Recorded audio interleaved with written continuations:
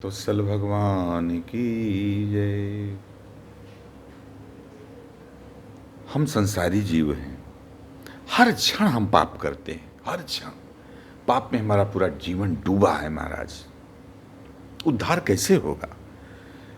प्रभु जब कृपा करेंगे तब उद्धार होता है जीव का। ये जीव तो पाप करता ही रहता है जीवन भर, प्रभु की कृपा से इसका उद्धार होता है, हम सब जानते हैं। परंतु एक विधान जो बनाया गया हमारे यहाँ, वैदिक विधान पुराणों के द्वारा, ये कथाओं से हमें प्राप्त हुआ कि साल में 12 महीने में 24 एकादशी होती है।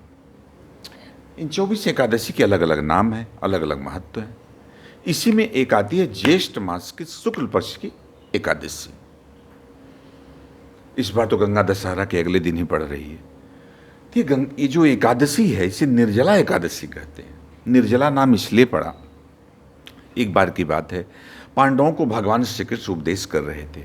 वहाँ व्यास जी भी बैठे थे, वेद व्यास जी महाराज बैठे थे। भगवान श्री कृष्ण कहते हैं कि अरे व्यास जी महाराज, ये अपने पोतों को उपदेश करिए। व्यास जी कहते हैं ठीक है।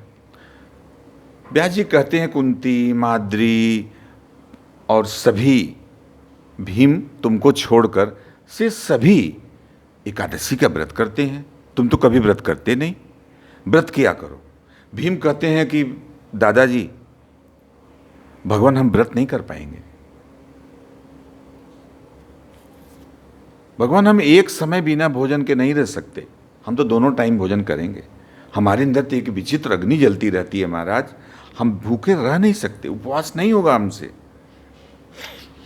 व्यास जी कहते हैं अच्छा एक काम करो भीम, साल में एक बार एकादशी का व्रत रह जाओ। जेठ मास की शुक्ल पक्ष की जो एकादशी आएगी, तुम उस दिन जल भी न ग्रहण करो।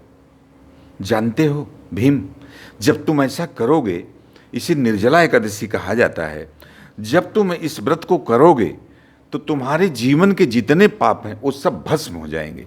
इतना ही नहीं, इस व्रत को जो करता है उसके 100 पीढ़ी पहले के, अभी तक जो जन्म ले चुके हैं, 100 पीढ़ी पूर्व के और 100 पीढ़ी आने वाली, ये 200 पीढ़ियों के पाप भस्म हो जाते हैं थोक भाव में। बारे महाराज, धन्य है निर्जला एकादशी की महिमा। व्यास जी कहते हैं पांडवों, ये 100 पीढ़ियों का पाप भस्म करने वाली एकादशी है और संसार में सब कुछ मिलता है। संसार के पश्चात भगवान श्री कृष्ण का धाम मिलता है, इनके चरणों में स्थान मिलता है वैकुंठ में। इतनी महिमा है इस एकादशी की।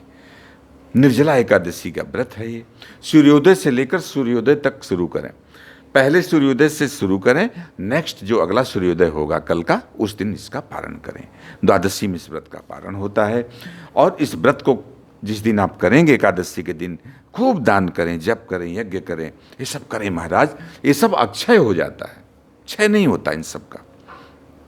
और ब्राह्मणों को खूब दान करें, ब्राह्मणों को संतुष्ट करें। महाराज एकादशी की व्रत की महिमा बहुत बड़ी विशाल महिमा है, किसी के बस का नहीं है किसे सुना सके। सारे पापों को भस्म करने वाली ये एकादशी भगवान श्री कृष्ण की प्रिया हैं। संसार के पश्चात वैकुंठ में भगवान की प्राप्ति कराने वाला है, सारे पापों को भस्म कराने वाला ये व्रत है। इसे पांडव द्वादशी भी कहा जाता है। एकादशियों की महिमा बहुत गाई गई है, लेकिन ये जो निर्जला एकादशी है, हमें इस व्रत को करना चाहिए यथासंभव। प्रभु हमें शक्ति दें, हम निर्जला एकादशी का व्रत करें। इसका बहुत महत्व है हमारे जीवन में। सारे पापों को भस्म करके ये प्रभु से मिलाने वाली एकादशी है। बोलिए एकादशी की जय हो।